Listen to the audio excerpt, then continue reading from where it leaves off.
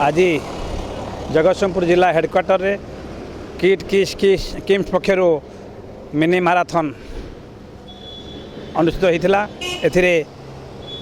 Jagatsinghpur SBM स्वयंशासित महाविद्यालय शह शह छात्र छात्री भाग नहीं। मिनी माराथन उद्देश्य हूँ एजुकेशन फॉर ऑल। यही मिनी माराथन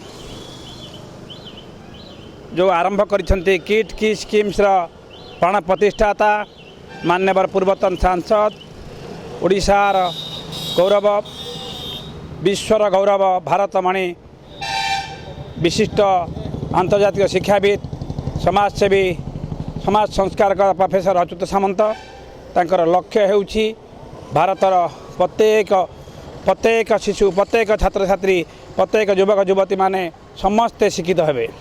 शिक्षा द्वारा समाजर दारिद्र्य दूरीभूत हो पार। तांकर आह्वान होउछि निरक्षरतार दारिद्र्यता साक्षरतार स्वच्छलता। तेणु जो देश जिते शिक्षित से देश सेते उन्नत।